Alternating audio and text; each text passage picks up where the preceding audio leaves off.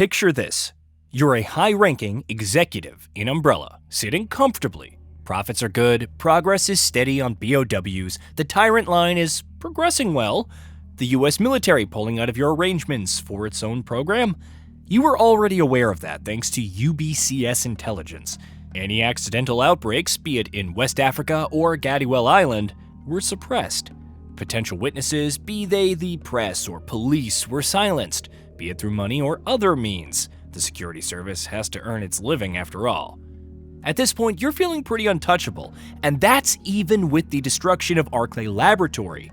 Sure, it caused setbacks for the Tyrant-Armored Lethal Organic System, a project to reinforce a Tyrant with power armor and advanced weaponry, bolstered by a control system handled by the Requiem supercomputer. But thanks to Colonel Sergei Vladimir, they were safely recovered and subsequently moved to the corporation's new base in Russia. The only thing that could really deal any major significant blow to Umbrella is if A, the demand for B.O.W.s couldn't match its supply, or B, an outbreak tied to it occurred on such a massive, never-before-seen scale. Ladies and gentlemen, the Raccoon City incident. In 1998, life in Raccoon City began taking a turn. Besides the mysterious disturbing incidents in the Arklay Mountains and the river's contamination due to Umbrella's dumping its materials, there has been cases of strange infections. At first glance, these locations were loosely connected, but they could all be traced back to a single source: William Birkin. Having made plans to defect from the company and hand over his research to the United States government, he dumped the T-virus, resulting in infections at Raccoon City's sewage treatment plant. Incineration disposal plant P12A was also used to get rid of failed experiments without leaving any evidence behind. The sheer amount of disposed materials resulted in an unexpected mutation, thus infecting the staff, who went forth to spread it. Umbrella wasn't panicking by this point. In fact, they contaminated sewers, resulting in leeches mutating by the T-virus.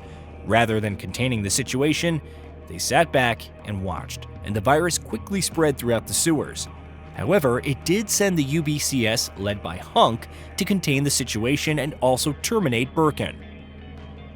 This led to a tense showdown that resulted in the latter being shot. As he lay dying, the UBCS captured his samples and escaped to meet up with the security service in the sewers. Unbeknownst to them, Birkin still held a single G-virus vial, using it to cheat death and become a B.O.W. He would eventually slaughter Hunk's team and retrieve the other G-virus samples to consume. The problem is that the T-virus was tossed aside, leading to rats consuming it and mutating. Before long, they would escape and make their way to Victory Lake. As the main source of drinking water in Raccoon City was infected, its total collapse was complete. It was on September 23rd. The Raccoon Sharks were playing against the Old Court Thunders when suddenly, fans began to riot. Chaos and violence suddenly grasped the city as the infection rapidly spread. Both the Raccoon City Police Department and Fire Department were stretched thin. The former ultimately given orders to shoot to kill if encountering those who didn't comply. The next day, martial law was in effect. Irons remained behind after receiving a warning from Umbrella, but the mayor, Michael Warren, abandoned the city and his daughter. Even after the city was compromised, he went to the extent of disposing of the ammo and weapons in the police station to hinder his officers. He also cut off escape routes, though that didn't stop people from trying, which resulted in many more becoming infected. After hearing of the escalating violence in the city, the government dispatched the National Guard while the Army set up checkpoints. The Center for Disease Control also got involved and worked to evacuate those who weren't infected, which ended miserably after a Chinook crashed due to zombies. Meanwhile, a Delta Force team was dispatched to search for Birkin and locate Umbrella's lab. Of course, even the Umbrella security force couldn't quarantine the city, primarily because the corporation underestimated the sheer devastation. As a result, the company shifted to a different approach, gathering combat data. 4 platoons of the UBCS were sent in on September 26th to contain the situation and ended up slaughtered, all for the sake of accessing the B.O.W.s power. Umbrella Europe also seized the opportunity to send its own hunters and Nemesis T-Type, the latter on the prowl for stars, and which eventually met its end at the hands of Jill Valentine. The situation deteriorated even further over the next few days, forcing the Army and National Guard to pull out. further adding to the mayhem. Umbrella sent in the Tyrant T-103s to destroy the remnants of the RPD and find the G-Virus. In the middle of all this, an unassuming group ventured through the sewers and ended up releasing Hunter R bioweapons in Umbrella's laboratory. This group consisted of several unlikely heroes, including former Umbrella employee and university student Yoko Suzuki and a journalist named Alyssa Ashcroft. With no end to the horrors in sight, a congressional committee arrived at a solution: bombing Raccoon City. While it would ensure that the infected and various B.O.W.s couldn't escape, any remaining survivors would be collateral damage. Then again, for the government, which sought to hide its own involvement in dealing with Umbrella, it was the best possible option. Despite being against these plans, the committee ignored Umbrella and gave the order. Any remaining survivors had hours to evacuate the city. By now, die-hard fans know who survived, including Claire Redfield, Leon S. Kennedy, Sherry Birkin, Ada Wong, Alyssa Ashcroft, Yoko Suzuki, and others. However, after the bombs dropped, the civilian death toll was estimated to be 100,000, and that's not accounting for any B.O.W.s or mutated creatures. It was more than a catastrophe, though. It was an era of bioterror finally emerging from the shadows, and Raccoon City remained a stark reminder of what could occur when a corporation like Umbrella was left unchecked. 30 years later, during the events of Resident Evil Requiem, the city is effectively a hollow existence with a massive crater left as a reminder of what happened. The world was forever changed. Too bad they didn't quite know it yet. The fall of Umbrella. Because of its dealings with the company, the government took to covering up the Raccoon City disaster, blaming it on a radiation spill. Because it wouldn't reveal the existence of bioweapons, despite various testimonies, the then US president had no choice but to resign over the city's destruction. Meanwhile, Congress voted to liquidate Umbrella USA. Not that the main headquarters was necessarily throwing in the towel. Spencer, who was still alive, fought the judgment in an attempt to blame the US government for the disaster. Even as witnesses like Suzuki came forth to testify to Umbrella's schemes, the government was in a deadlock. That is, until Albert Wesker provided data from the UMF-013, which houses the Red Queen, to implicate Umbrella. This occurred in early 2023, resulting in the company filing for bankruptcy while Spencer became a wanted man. While he established a new base in Russia for Umbrella, the same housing, TALOS, it was destroyed by Chris and Jill.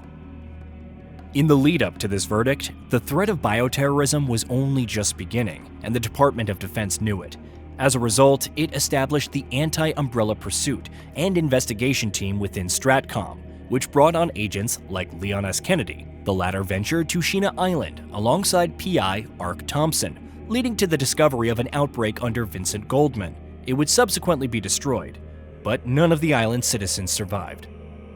Rockfort Island was dismantled by the HCF, the paramilitary group of Umbrella's rival company, which Wesker and Wong worked for. Alexander Ashford's son, Alfred, was in charge of the island, but the real threat was Alexia, his sister. It was only through Chris Redfield's efforts that she was defeated and the Antarctic base was destroyed. As noted before, Brandon Bailey, Marcus's protege and friend, would survive the closure of the West Africa facility and went on to found The Connections. With seemingly no loose ends, Spencer retired to his estate and asked Alex Wesker, another product of Project W, to conduct experiments to extend his life. The latter used his resources to try to develop the immortality virus, but she chose to betray Spencer and seemingly disappear. As for Spencer, he sensed that his end was near and leaked information about his location to Albert Wesker. The latter arrived and learned the truth about his origins and killed Spencer, though Alex was kept secret. The figurehead of Umbrella, the very face of evil itself, was finally gone. But that doesn't mean the world went back to how it was before. Having a disdain towards humanity, not unlike Spencer back in the day, Wesker began developing a new virus in collaboration with the pharmaceutical company Tricell. By March of 2009, the Ouroboros virus was finally ready to be dispersed worldwide. However, the Bioterrorism Security Assessment Alliance, or BSAA, with Chris Redfield and Sheva Alomar leading the charge, put a stop to Wesker's schemes, ending him for good. As for Alex, she would relocate to Sane Island and proceed to turn things around, all while establishing her own facility. Initially, thankful for her help, the locals would become test subjects for the T-Phobos virus. Eventually, she would use the Ouroboros virus developed by Albert Wesker to create B.O.W.s and even augment her own infected state. It was only through the intervention of Claire Redfield, Barry Burton, and the BSAA that she was defeated. But Umbrella's legacy was far from over. Strains remained, the black market bustling with companies like Suntech Samurai Co., Aeolus Edge East, and Shenya Pharmaceuticals competing for a piece of the pie. However, more than anything else, its symbol would endure. We can see evidence of this in Requiem itself with Victor Gideon, who seeks to free the mysterious Elpis, using the Rhodes Hills Chronic Care Center in Arklay as his base.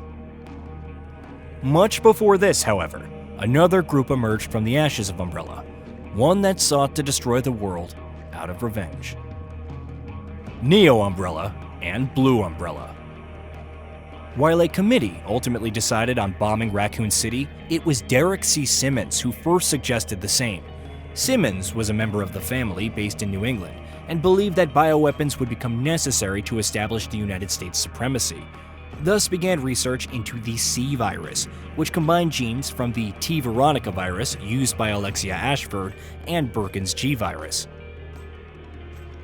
Dr. Carla Redames was put in charge by Simmons and managed to create numerous different types of B.O.W.s. She even found a way to create clones of individuals, though trying to recreate Ada Wong, who Simmons had become enamored with, resulted in thousands of failures. If they ever figure that out, let me know. It wasn't until Redames was experimented on that it became a success, but she grew to loathe Simmons and plotted to betray the family. When placed in control of the East Asian Division, Redames used those funds to create a powerful new B.O.W. called House, housed in an underwater facility. Not only did she sell the C virus to Adonian rebels, but after experimenting on Jake Muller, Wesker's son, and Sherry Birkin, now a member of the Division of Security Operations, she orchestrated an attack on Lanxiang with the enhanced C virus. During this time, re-elected U.S. President Adam Benford sought to reveal details on the Raccoon City incident. As a result, the family would orchestrate a virus outbreak, leading to his infection and death. As Neo Umbrella took credit for the attack in Lanxiang, Simmons was contacted by Wong and told about Redames' plans. With his own position crumbling, he would end up infected by the enhanced C virus and abandoned by the family, mutating into a B.O.W. before Leon and Helena finally defeated him. Meanwhile, Chris Redfield had cornered Redames on an aircraft carrier, but it was the family who ultimately executed her with a well-placed shot. While Redfield would go on to discover the underwater complex, freeing Jake and Sherry, and defeat House, his partner, Pierce Nivens, sacrificed himself to destroy it. Meanwhile, Redames, still alive, would encounter the real Ada Wong, who seemingly slayed her for good. Unfortunately, Redames' death triggered a C-virus missile strike on Tachi, resulting in even more deaths. Meanwhile, the family would be investigated by the Division of Security Operations, which uncovered a link with Senator Stephen Ayer. Led by Leon, the mission to arrest Ayer failed due to Patrizio rigging the senator's Porsche to explode. What happened to the family afterwards is unknown. We know that the connections worked with Miranda, coming full circle, to create a new B.O.W. using the mold. The DNA of her deceased daughter Ava would also come in handy for the E-type mold subjects, namely Evelyn. Her powers of mind control could be game-changing and bad for business, leading other organizations to try and reach her. She would be transported by the LNG carrier ship, but cause significant damage, eventually ending up at the Baker's house, infecting them in the process. Only Lucas Baker was left free, leading to the Connection's recruitment and ultimately creating New Molded. However, his plans were upended by Chris, the BSAA, and the new Blue Umbrella, formerly Umbrella Co. It was formed in 2007 with assets from the defunct Umbrella USA, the key difference being that it worked with the US government. Its goal was simple: to atone for the actions of Umbrella Corporation and address the havoc it wreaked in its aftermath. Chris would ultimately end up killing Lucas while Blue Umbrella quarantined the bayou to prevent further spread of the mold. Blue Umbrella and the BSAA would emerge once more, but things had changed significantly. As it turns out, the BSAA covered up the Baker House incident, fueling Chris's distrust of them. He would commandeer the Hound Wolf Squad and essentially go rogue to find and hunt down Miranda. This culminated in the destruction of the fungal root responsible for the mold, thanks to Ethan Winters, who sacrificed himself, and the death of Miranda. And while Blue Umbrella is seemingly on the straight and narrow, something is going on with the BSAA, as Chris and his squad discover bioweapons sent by the organization into Miranda's village. The last we heard is that they went to BSAA's European headquarters to find answers, but it further proves that the lasting legacy of Umbrella and its bioweapons ensures the world can never return to normal. Every single organization seemingly follows the same template, pushing human evolution past the point of morals and ethics and creating disasters, big or small. And even if Neo Umbrella, the family, or the connections didn't have the same scale or infrastructure, they knew that logistics, secrecy, and subterfuge were the key. What you need to remember before playing Requiem. So, off the bat, we have Gideon, who seems to be a former Umbrella researcher with his own goals to release Elpis, which could be a new progenitor or T-virus strain, using Grace Ashcroft.